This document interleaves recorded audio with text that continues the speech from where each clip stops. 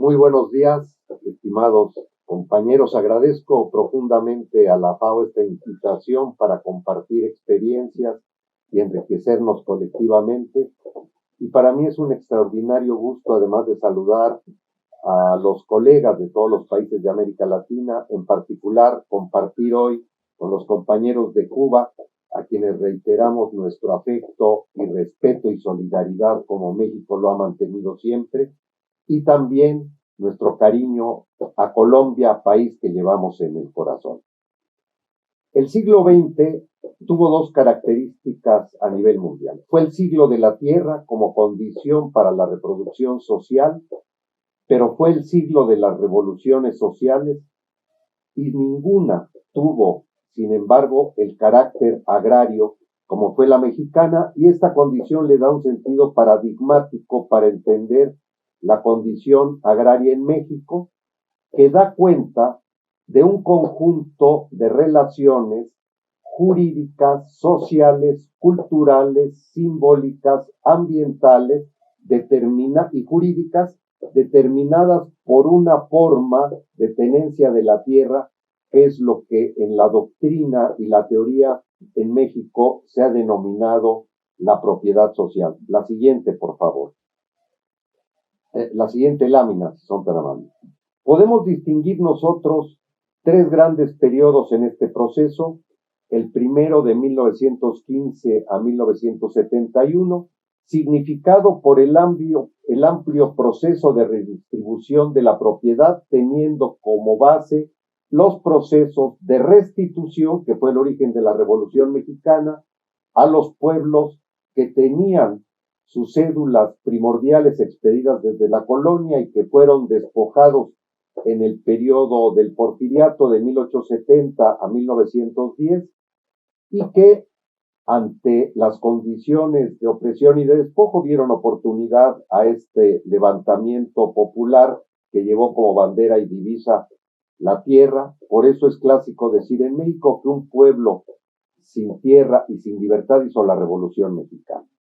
Y eso abrió el amplio proceso entonces de restitución, pero al ser imposible de acreditar en todos los casos la propiedad originaria, se pasó al modelo de empezar a dotar de tierras a los solicitantes, y incluso existió una doble vía: se presentaba la solicitud de restitución y al no poder acreditarse se continuaba como dotación de tierra. Este proceso de 1915 a 71 fue amplio, profundo, complejo, determinó cambios en la estructura del poder, un deslizamiento en donde la tierra permitió el desarrollo de la industrialización y de la urbanización y cambió el rostro de México.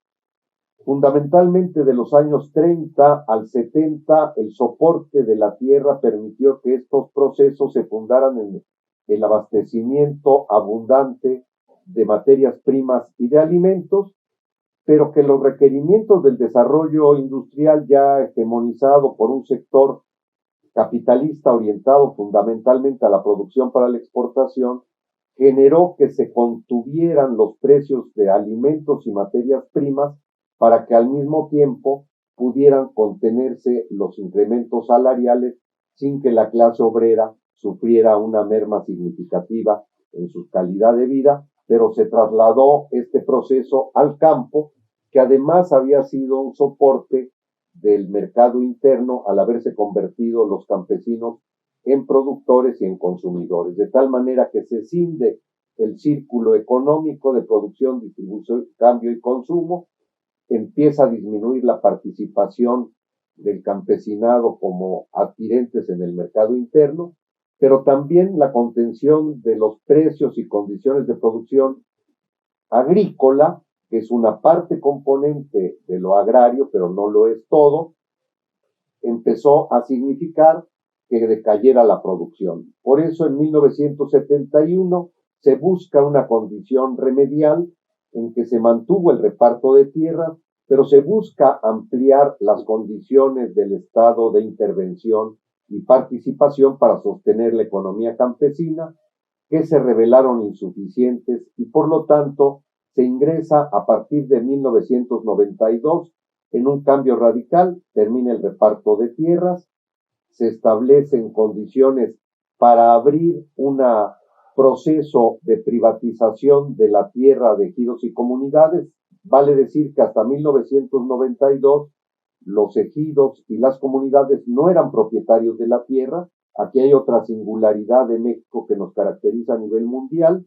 Por disposición constitucional emanada de la Revolución, en 1917, la constitución que sale de este proceso establece en su artículo 27 que la propiedad originaria de tierras y aguas comprendidas en el territorio nacional corresponde a la nación.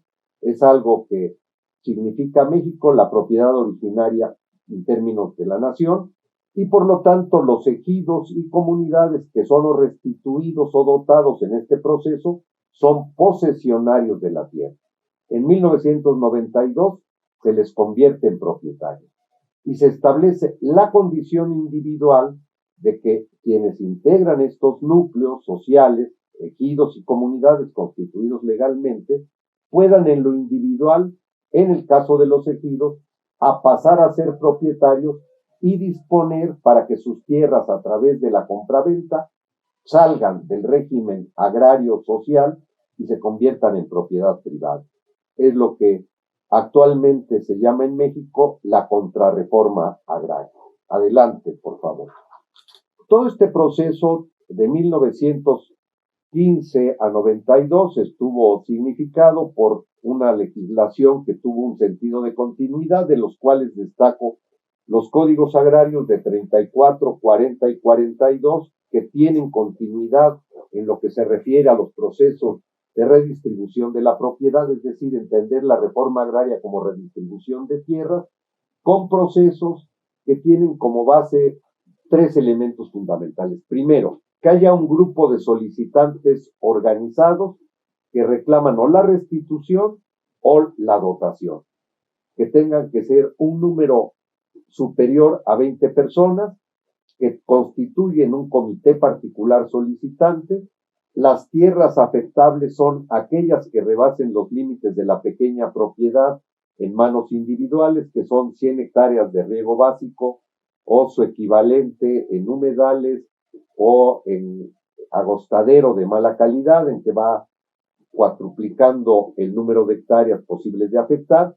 Y por otra parte, aquellas destinadas a ciertos cultivos como café, algodón, arroz, etcétera, que tienen índices mayores de propiedad, así como en la dedicada a la ganadería, en los cuales se establece un coeficiente de agostadero para alimentar una res y multiplicado por el hato de que disponga el propietario, y eso limita la capacidad que puede tener el Estado para afectar la propiedad y constituir ejidos o reconocer comunidades. Y al mismo tiempo, a partir de 1940, se estableció la indemnización a los propietarios en base a un avalúo que fue motivo finalmente del monto de las disputas jurídicas, de las cuales le tocó conocer al Poder Judicial de la Federación.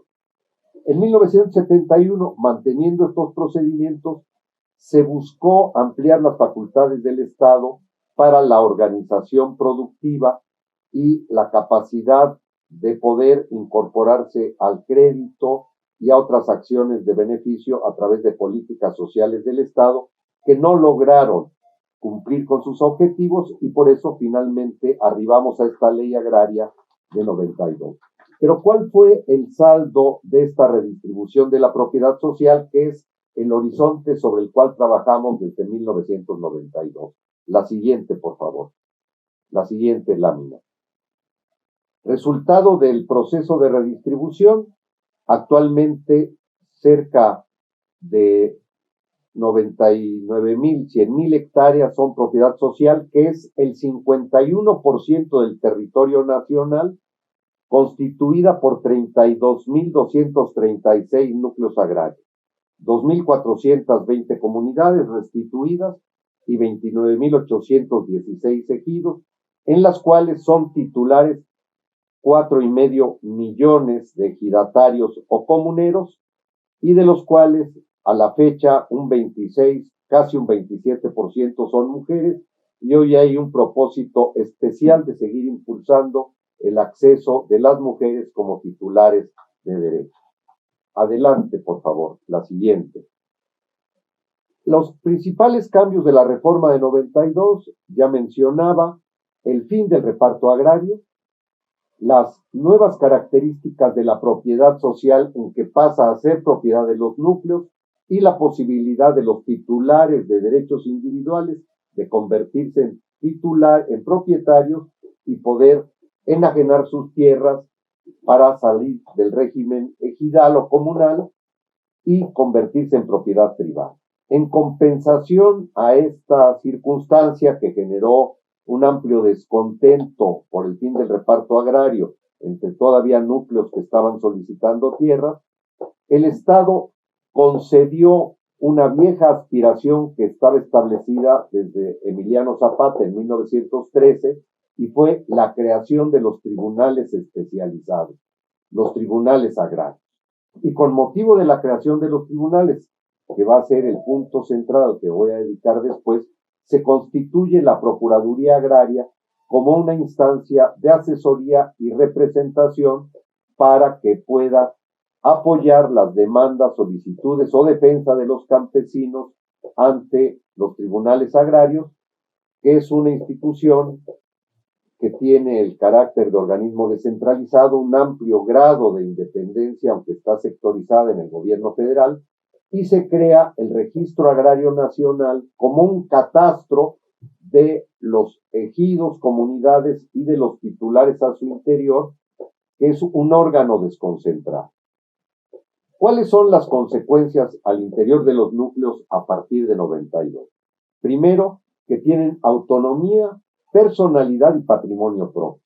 Esto significa que se rompe el vínculo de dependencia que tenían con el Estado, se les convierte en propietarios y se les deja liberado a la gestión que ellos tengan de sus tierras.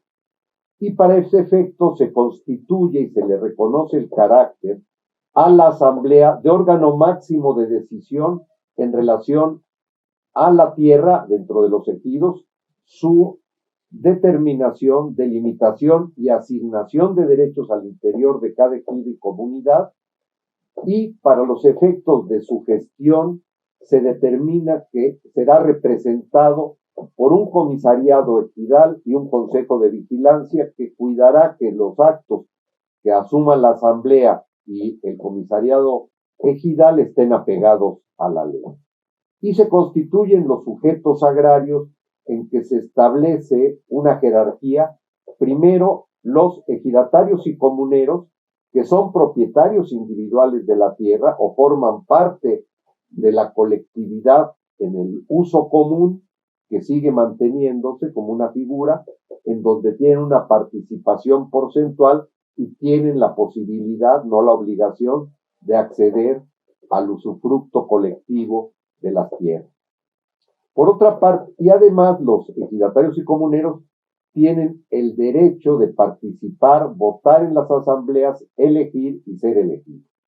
Hay un segundo nivel que son los posesionarios, que venía inducido en la ley, pero la jurisprudencia terminó de consolidarlo, que son aquellas personas reconocidos por la asamblea como tenedores, poseedores de la tierra, pero que no tienen la posibilidad de ejercer su derecho personal en la asamblea. No pueden votar, ni elegir, ni ser elegidos.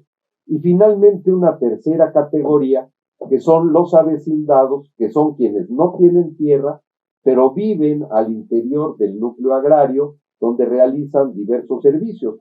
Hay que recordar o conocer que existen tres grandes áreas jurídicas al interior de los núcleos agrarios en disposición de la tierra.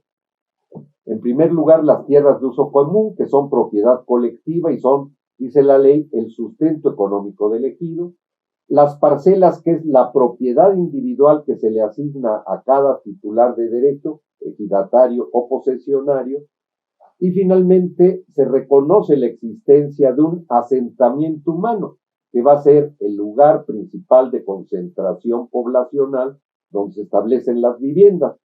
Y en atención a ello, pues se crean servicios, comercio, actividades profesionales, inclusive docencia, y esta parte de población que no tiene derecho a la tierra, pero que vive en el núcleo, son los avecindados que tienen derecho a opinar y proponer a la asamblea las acciones que se requieren para la conservación y mejora del centro poblacional. ¿Cuáles son otras condiciones que la ley establece en favor de los ejidos?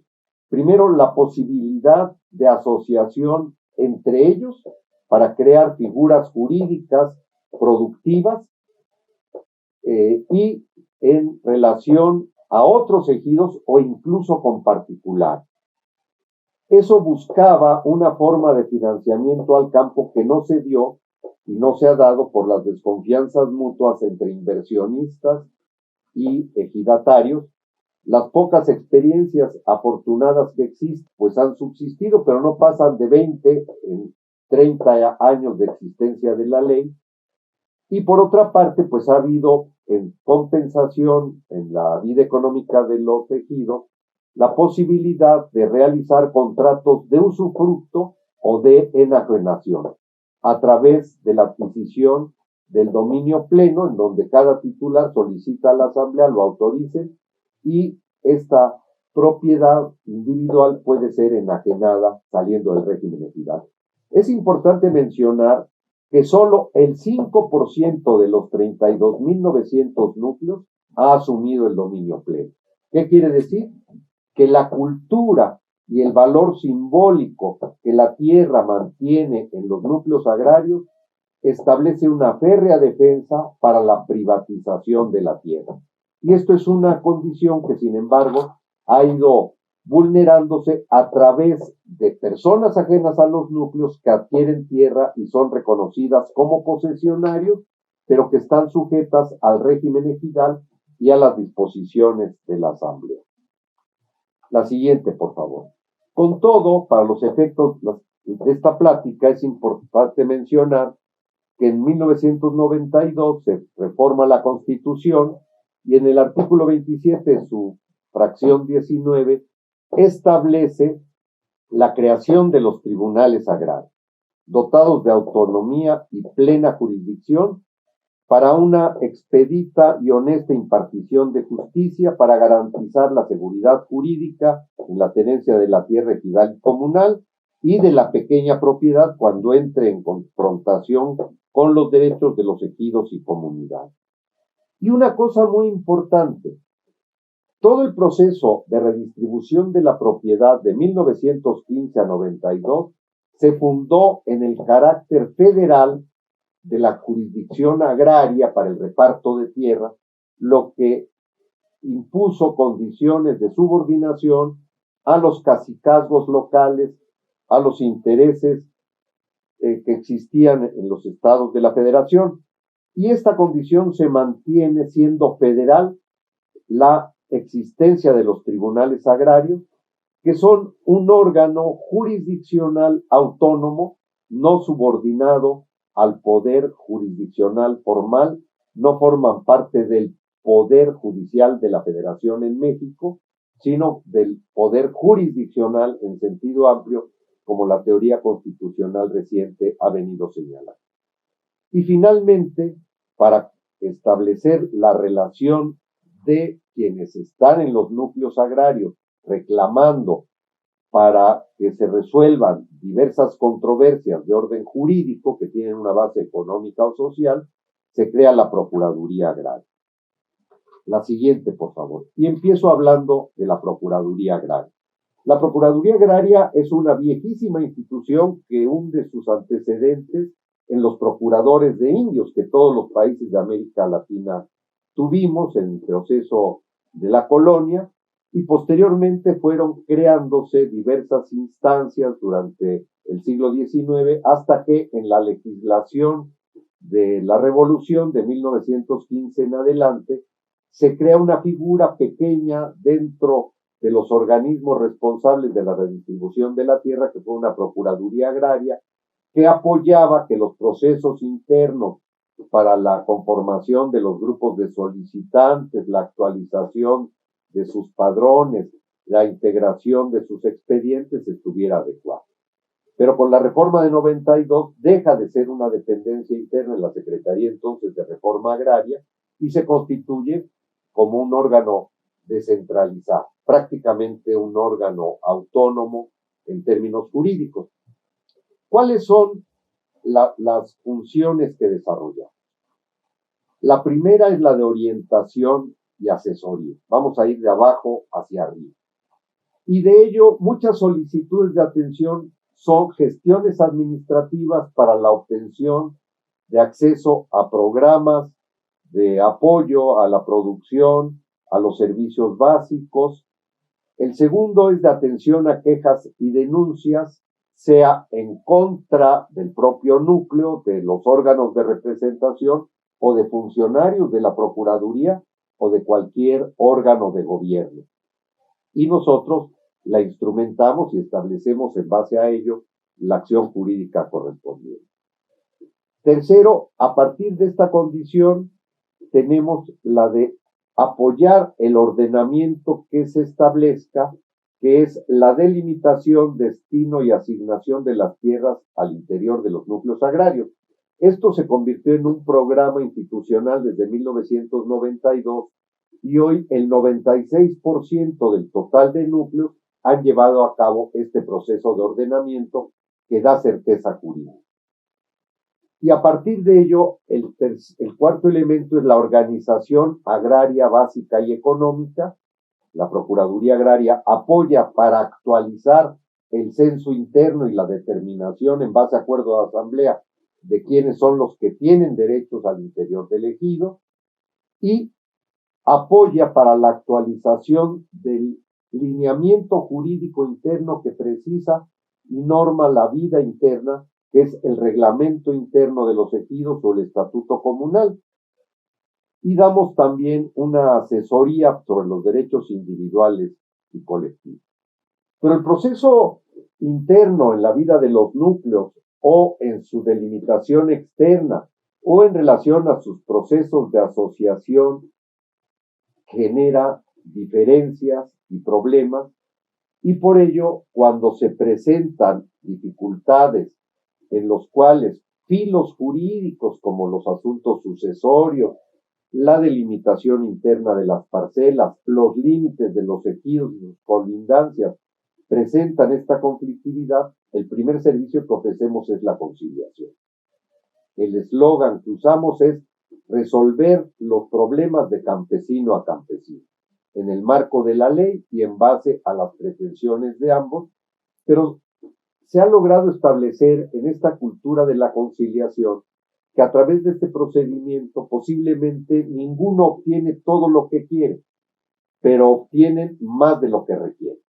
Y por lo tanto se logra la conciliación sobre diversos problemas específicamente en relación a la tenencia de la tierra, a derechos individuales e incluso a derechos colectivos que luego me referiré.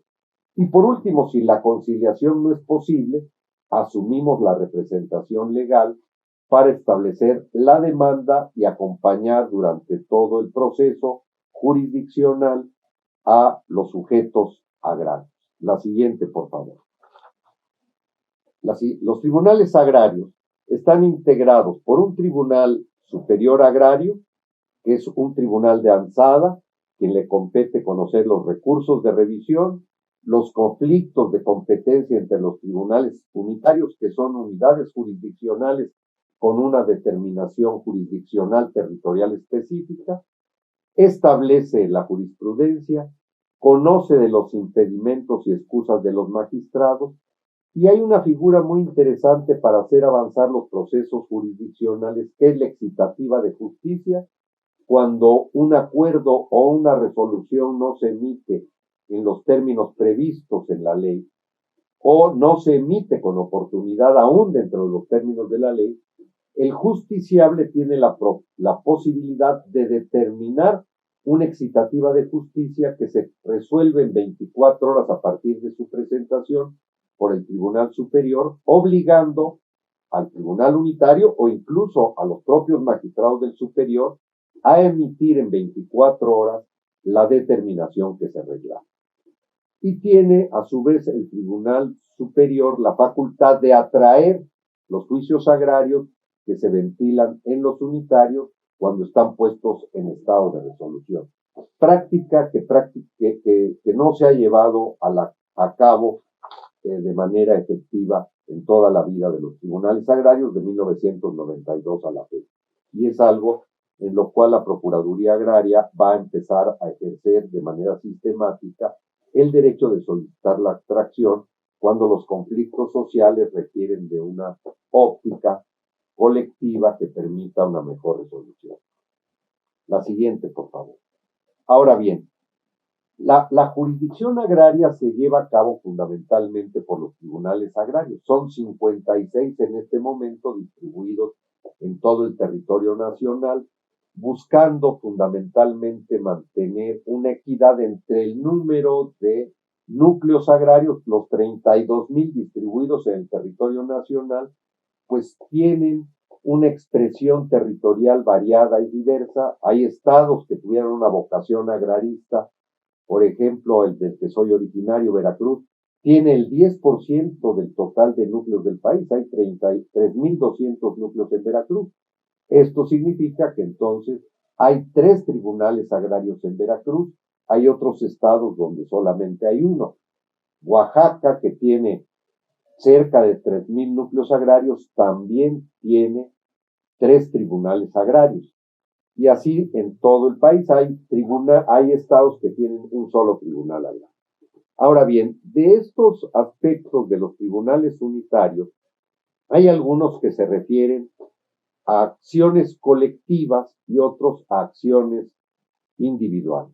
Acciones colectivas son cuando el interés del núcleo está presente en relación a conflictos que tienen que ver, uno, de límites con otros ejidos o con particulares, por restitución de tierras, bosques o aguas cuando les han sido afectadas ilegalmente por particulares o núcleos agrarios.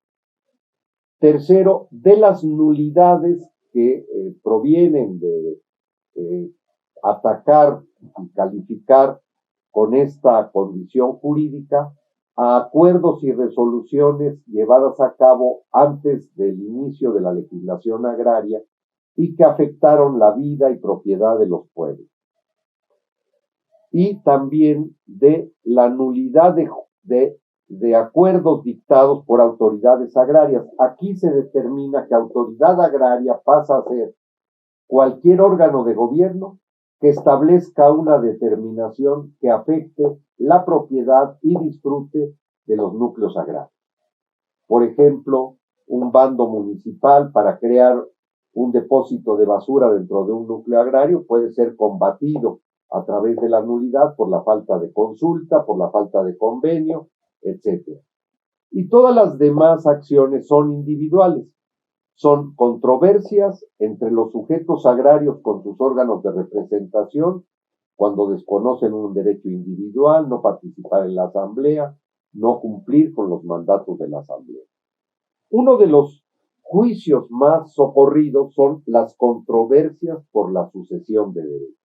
Es un tema que tiene un gran impacto. La ley establece que el ejidatario o comunero tiene la facultad de designar sucesor, que se llama, en un procedimiento muy rápido, carente de formalidades, lista de sucesores, pero en el caso de que no haya hecho lista, pues se abre una sucesión jurisdiccional, donde la ley también establece un orden de prelación. En primer lugar, el cónyuge; segundo, concubina o concubinario, frente a los cuales no hay disputa. Pero el tercero es que entre los hijos tendrán que reconocer a uno que sea el que suceda el derecho ejidal o comunal del titular fallecido, y en caso de que no lleguen a acuerdo, la tierra saldrá a remate y el monto se distribuirá entre los que tienen el mismo derecho. Esta circunstancia pues ha sido un motivo de división al interior de la familia campesina, Y los tribunales agrarios han venido resolviendo en que lo que se hereda es el derecho personal a participar en la asamblea, elegir y ser elegido, pero no los derechos de la tierra, los cuales sí pueden dividirse. Y de tal suerte que esto ha disminuido el nivel de confrontación y división de los hijos de los ejidatarios. Y es un tema que se logra a través de la conciliación a partir de la intervención de la Procuraduría Agraria. Por otra parte, también conocen los tribunales de las omisiones en que incurra la Procuraduría Agraria en el desempeño de sus funciones. No existe en los 30 años ningún juicio por este motivo y estamos muy empeñados en cumplir de manera oportuna y satisfactoria las atribuciones que la ley establece. Existen la posibilidad de acceder a la jurisdicción voluntaria para que a través de la declaración unilateral pueda ser reconocido un derecho. Y por último, existen las controversias por los contratos de aprovechamiento y la ejecución de convenios o laudos arbitrarios. Por último, y lo dejé al final, es el juicio de reversión, que es aquel que determina que cuando una expropiación llevada a cabo por el Estado sobre tierras de los núcleos o no se ejecutó o no cumplió con el fin social para el que estaba destinado, si no hubo indemnización, el núcleo puede pedir que la tierra le sea devuelta y se anule el decreto expropiatorio. Si la tierra fue devuelta, fue pagada, pero no se cumplió con el objeto social de la expropiación, hay un órgano del Estado que se llama Fideicomiso de Fondo de Fomento Ejidal, FONAFE, que tiene la acción de reversión porque la tierra fue pagada a los campesinos. Este organismo recibe la tierra y regularmente logra entregarla a través de una forma muy simple y de un pago muy bajo a los propios campesinos expropiados, o destinarla a otro fin de acuerdo con su política. La siguiente, por favor.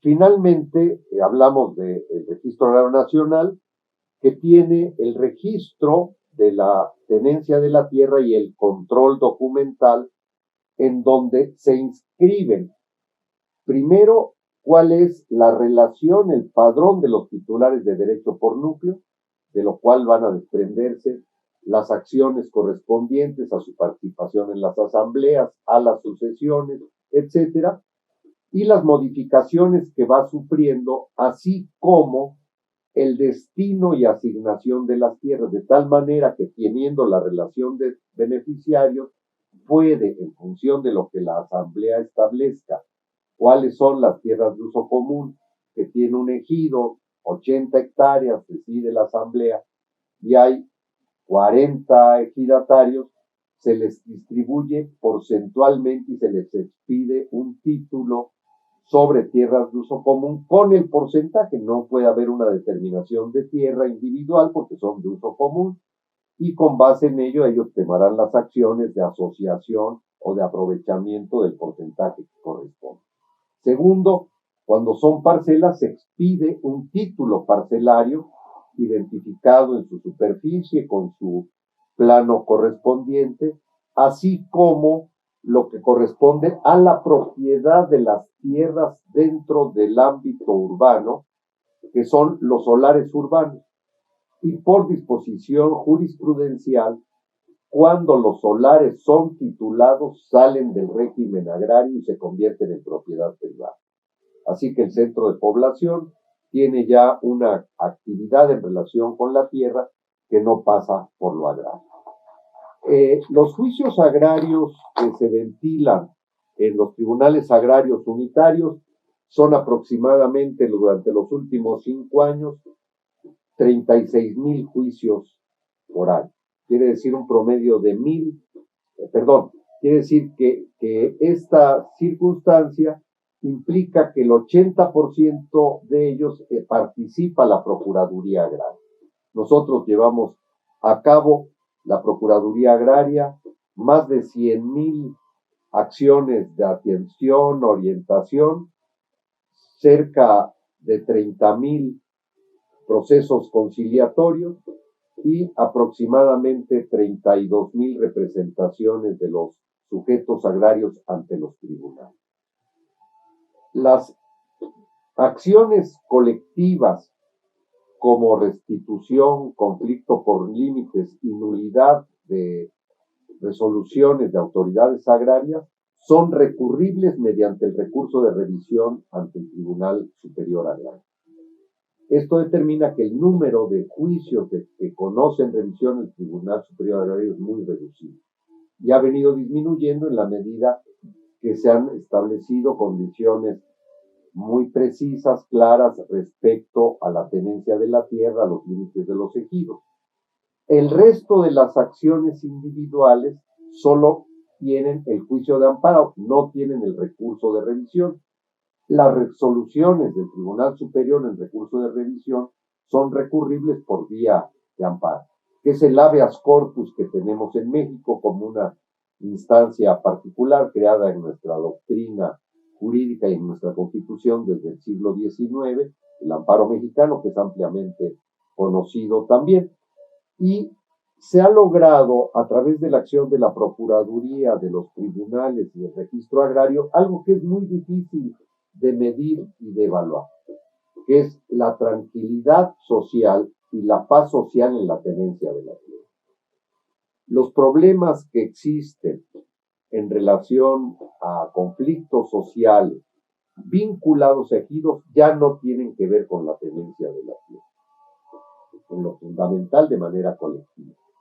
Quedan algunos rezagos de atención porque los juicios se han prolongado, los amparos han demorado, han resuelto que se devuelve para efectos y eso mantiene latente las condiciones de tensión social si un conflicto por límites no termina por resolverse, por ejemplo, entre dos comunidades muy extensas y que pelean superficies. Entonces, este es, en términos generales, la ponencia que he tenido el gusto de compartir con ustedes. Espero no haber sido demasiado confuso por lo extenso del tema, pero me interesaba resaltar varios aspectos con los que concluyo. Primero, el carácter paradigmático constitucional que la tierra guarda en México.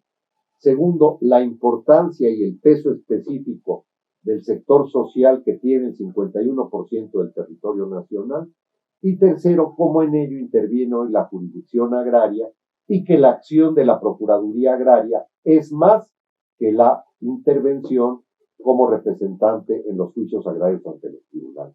Por su atención, muchas gracias y muy dispuesto a tratar de responder las dudas que a lo mejor generé más que aclarar con mi intervención. Muy gentiles por su atención.